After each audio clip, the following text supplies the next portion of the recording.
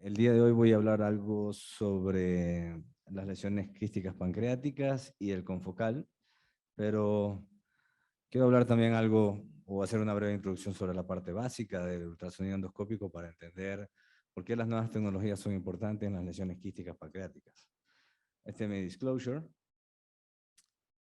En cuanto a las lesiones quísticas pancreáticas, el porcentaje de casos del 80-90% en realidad son pseudoquistes pancreáticos y alrededor del 5 al 10% van en lesiones neoplásicas, otros 5 al 10% también pueden ser congénitas y otras pues que son ya más raras como lesiones quísticas linfoepiteliales. Una sola vez en mi vida la he visto.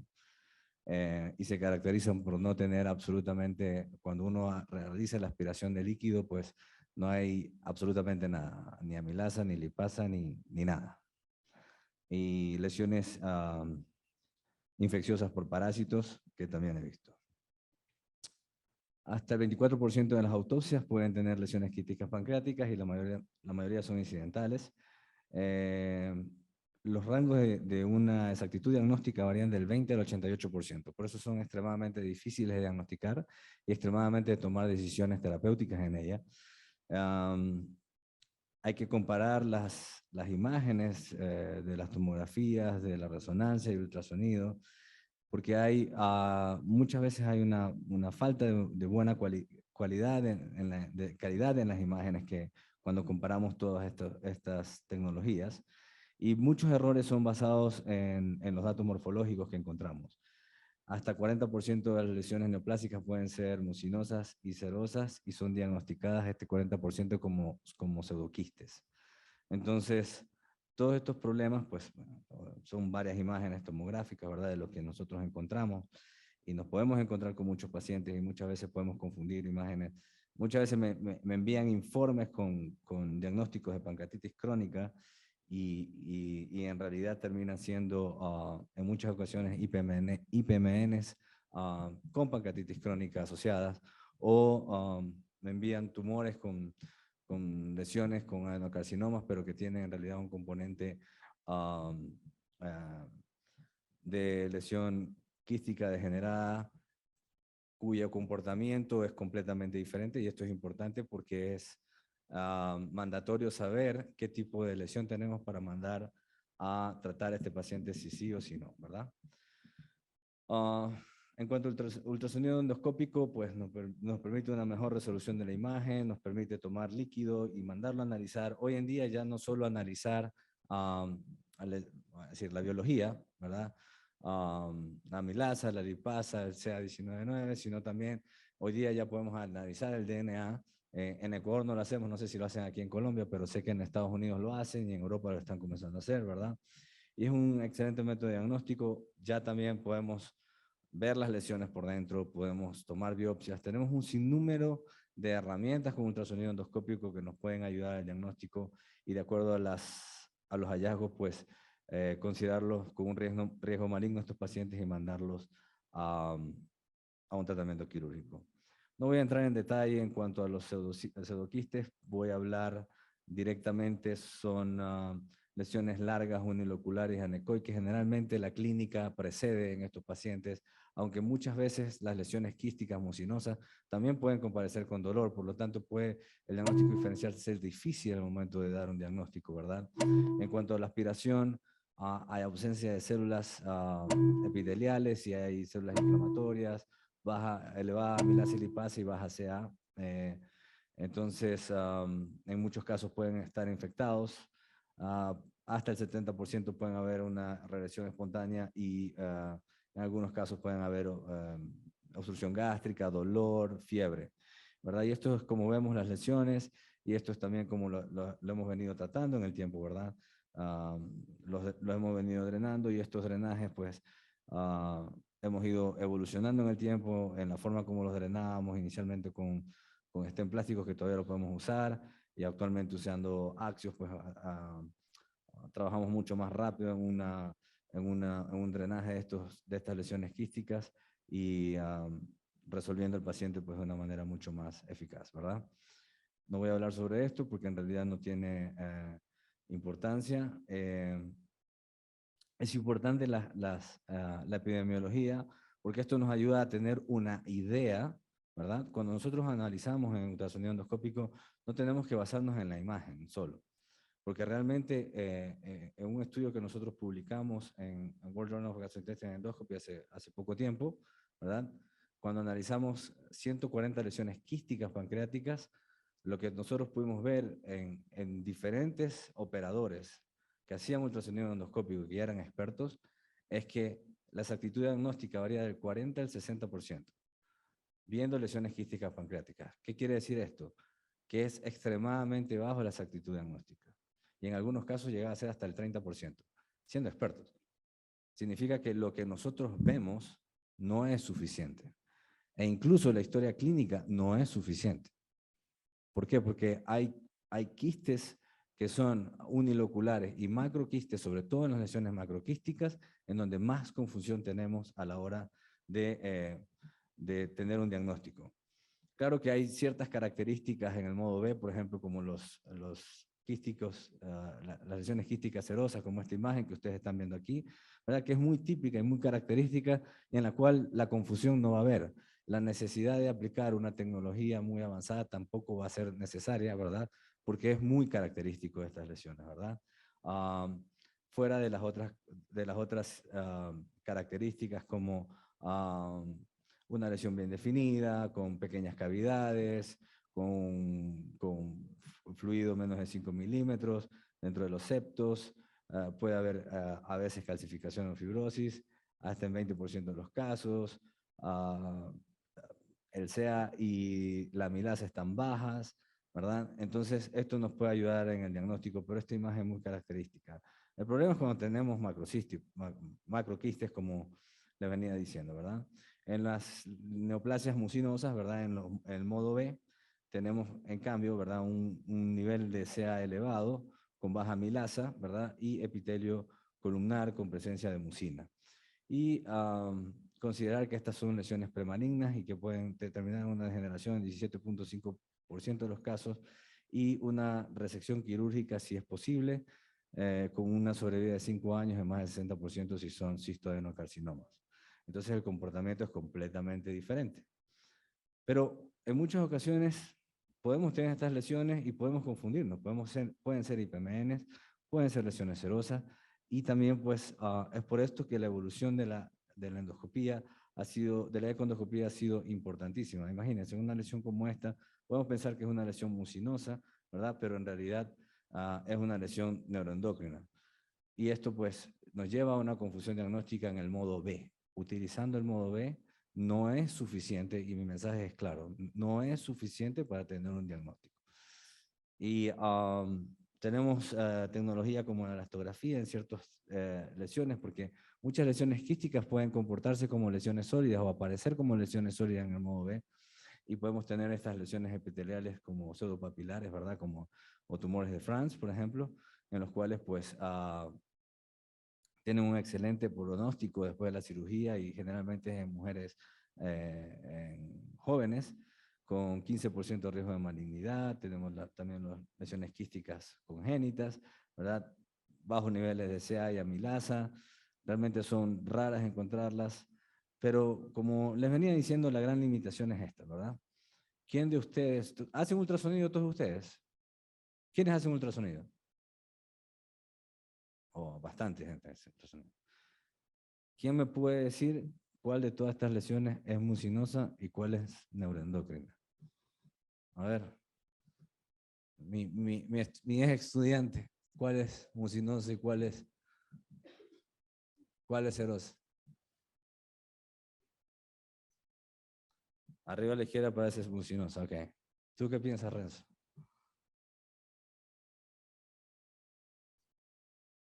Yo pienso que es una pseudoquiste. Al de arriba a la izquierda.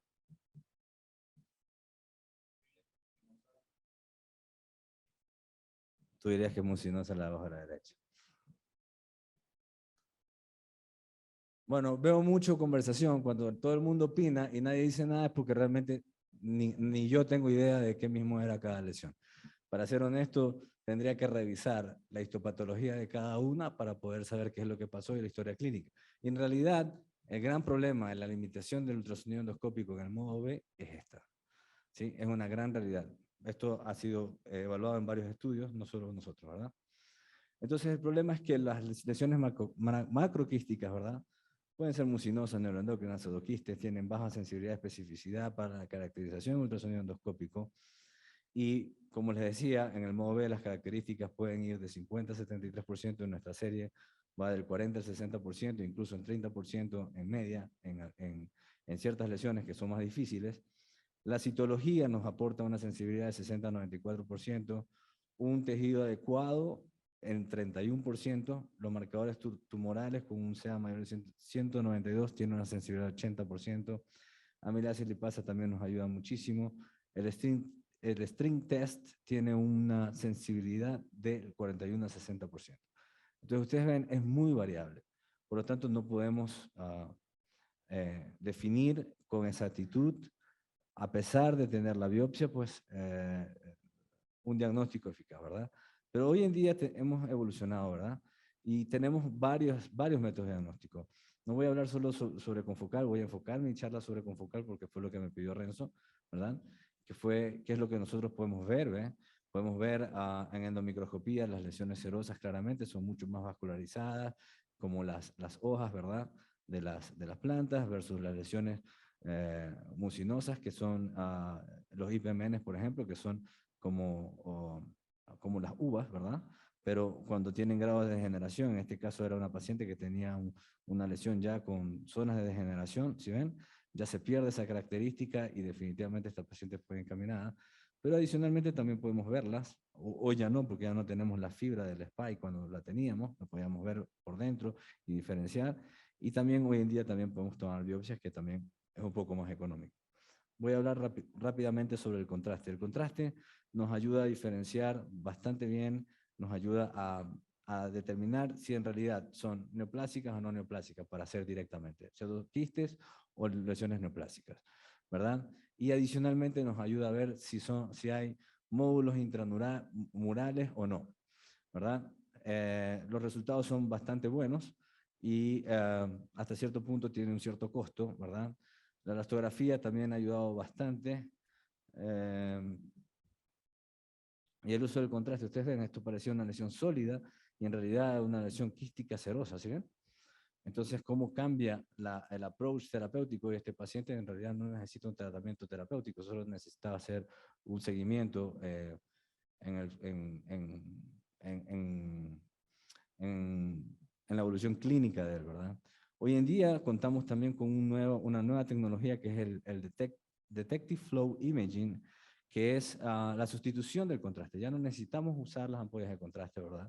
Y podemos ver muy bien los septos y la vascularidad, y esto nos va a permitir también diferenciar entre neoplásico y no neoplásico, y es bastante aceptable. Estas son imágenes de nosotros. El otro día hice una publicación sobre un caso, ¿verdad? En vivo, y ustedes ven aquí las imágenes, son bastante interesantes, ¿verdad? Y esto lo que nos va a permitir es ver, miren, esta lesión era una lesión neoplásica, porque un pseudoquiste no me va a captar contraste, ¿verdad? Y dos, me permite definir muy bien la pared, ¿verdad? En los módulos intramurales, pues estamos haciendo una evaluación, un estudio prospectivo para ver si esto también nos permite evaluarlo. Y los resultados publicados hasta el momento, hay muy pocos en la literatura, pero son bastante interesantes. Entonces, esto va a ser el reemplazo del contraste a futuro, ¿verdad?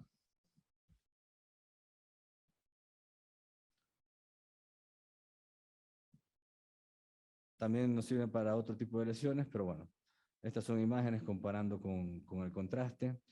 Ah, algunos reportes de la observación directa de las lesiones quísticas, ¿verdad? Cuando son bastante transparentes como estas, sugieren ser lesiones serosas versus las lesiones mucinosas, en donde realmente vemos bastante nublada la imagen y podemos diferenciar, ¿verdad?, entre una lesión serosa y mucinosa.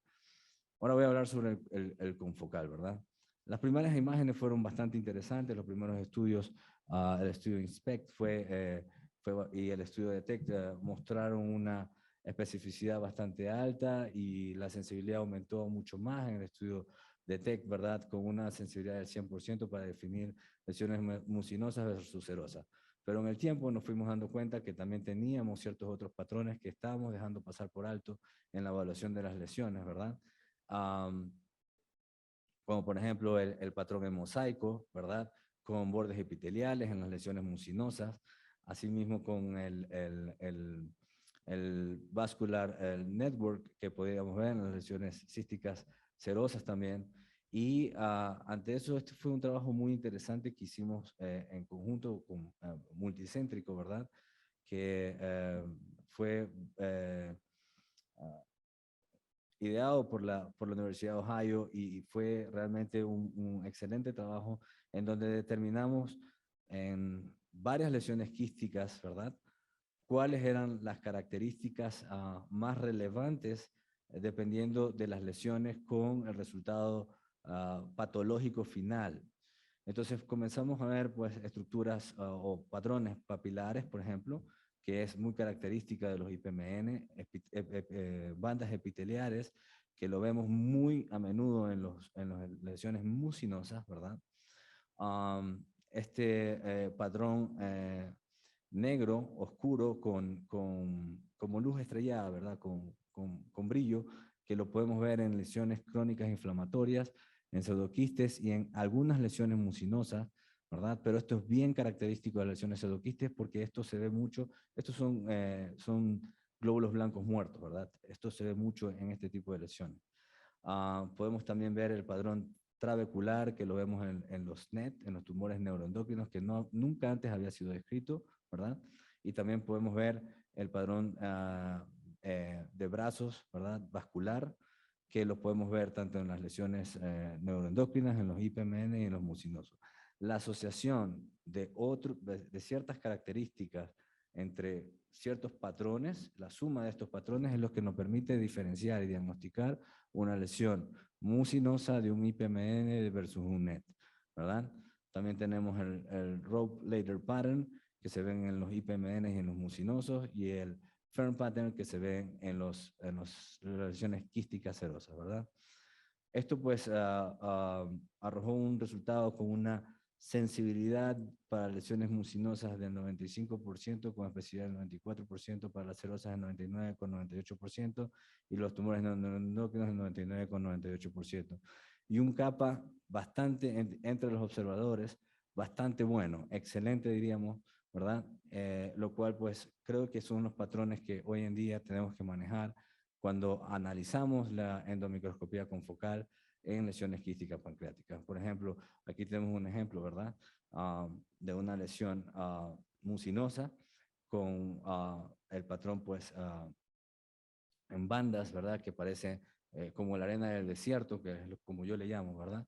En donde podemos ver claramente el borde encepillado, a diferencia de como vemos un IPMN, en donde vemos otro tipo de lesiones. También podemos ver el patrón trabecular, pero esto es lo que me da la característica de la lesión y esto es lo que me termina definiendo pues, dos patrones asociados en una sola lesión con un patrón muy característico o único de ella, es lo que me termina dando un diagnóstico. Aquí, por ejemplo, un IPN muy claro, ¿verdad? Y aquí, por ejemplo, una lesión serosa bastante clara y bien definida, ¿verdad? Voy a hablar un poco sobre las biopsias guiadas por ultrasonido. Los resultados son bastante interesantes. Han mostrado 11 estudios con 490 pacientes. Uno de ellos fue el estudio que nosotros publicamos en 2019. Así, el tejido adecuado alrededor del 85% con una diagnóstica del 78%, una sensibilidad del 82% y una especificidad del 96,8%. Y esto es bastante interesante. Estos son los resultados que podemos obtener, ¿verdad? Y esto es lo que nos reporta a los patólogos, ¿sí? Podemos tomar una, dos o tres biopsias, ¿sí? Tener en cuenta que cuando estamos de lesiones serosas tenemos o tumores neuroendocrinos, a veces son muy vascularizados y tenemos riesgo de sangrado porque a veces se terminan conteniendo la sangre dentro de la lesión.